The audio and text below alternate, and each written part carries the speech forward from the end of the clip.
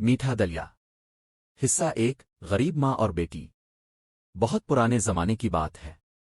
सरसब्ज पहाड़ों के दरमियान एक छोटा सा गांव था जहां एक गरीब माँ अपनी नन्ही बेटी आयशा के साथ रहती थी। उनके घर में अक्सर खाने को कुछ नहीं होता था। कई कई दिन सिर्फ पानी पीकर गुजारने पड़ते थे।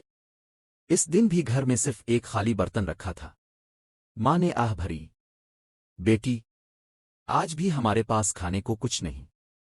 आयशा ने मुस्करा कर कहा, उम्मी, अल्लाह जरूर कोई रास्ता निकालेगा। ये कहकर वो जंगल की तरफ लकड़ियां चुनने निकल गई। हिस्सा 2। जादुई बुढ़िया। जंगल में चलते चलते इसे एक बूढ़ी औरत मिली। इसके सफेद बाल थे, हाथ में लकड़ी की छड़ी थी और चेहरे पर अजीब सी रोशनी थी। इसने कहा, बेटी, तुम क्यों उदास हो?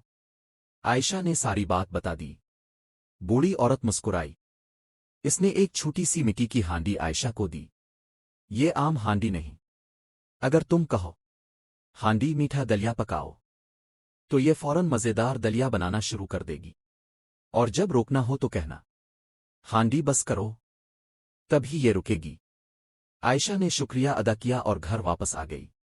हिस्सा 3। पहली खुशी। घर पहुंचते ही दोनों ने दुआ मांगी। आयशा ने कहा, हांडी मीठा दलिया पकाओ। अचानक हांडी से खुशबूदार भाप निकलने लगी। चंद लम्हों में मजेदार गर्म गर्म मीठा दलिया तैयार हो गया। माँ हैरान रह गई। दोनों ने कई दिन बाद पेट भर कर खाना खाया। उन्होंने कुछ दलिया गरीब पड़ोसियों में भी बांट दिया। हिस्सा 4। गांव में खुशी। अब जब भी किसी के घर खाना ना होता, आयशा हांडी से दलिया बनाकर सब में तकसीम कर देती। जल्द ही पूरा गांव खुशहाल होने लगा। लोग आयशा की मेहरबानी की तारीफ करते, लेकिन सब खुश नहीं थे। हिस्सा 5। लालची जमींदार। गांव का अमीर जमींदार इस जादुई हांडी के बारे में सुनकर लालच में आ गया। इसने सोचा, अगर ये हांडी मुझे मिल जाए तो मैं दुनिया का सबसे अमीर आदमी बन जाऊंगा। इसने अपने नौकरों को हांडी चुराने का हुक्म दिया। हिस्सा 6। चोरी। रात के अंधेरे में नौकर हांडी चरा लाए। जमींदार बहुत खुश हुआ। इसने फौरन कहा, हांडी।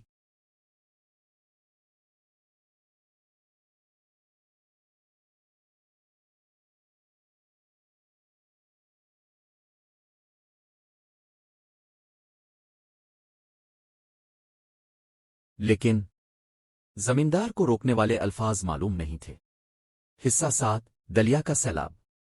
हांडी मुसलसल दलिया बनाती रही। पूरा कमरा भर गया। फिर सहन, फिर गिल्ली, फिर पूरा गांव। हर तरफ सिर्फ मीठा दलिया ही दलिया था। लोग हैरान हो गए। कुछ हंस रहे थे, कुछ भाग रहे थे, और कुछ छतों पर चढ़ गए। हिस्सा 8। अंजाम। आखिरकार आयशा पहुंची। इसने फौरन कहा, हांडी बस करो। हांडी रुक गई। पूरा गांव बच गया। जमींदार शर्मिंदा होकर मुआफी मांगने लगा। आयशा ने इसे मुआफ कर दिया, मगर नसीहत की, जो चीज अल्लाह की नेमत हो इसे लालच से नहीं बल्कि शुक्र और दूसरों के साथ बांट कर इस्तेमाल करना चाहिए। इस दिन के बाद गांव में कोई भूखा नहीं सोता था। जादुई हांडी हमेशा जरूरतमंदों की मदद करती रही और आयशा की मेहरबानी की मिसाल दूर दूर तक दी जाने लगी। सबक: लालच हमेशा नुकसान पहुंचाती है, जबकि शुक्रगुजारी और दूसरों के साथ बांटने से बरकत बढ़ती है।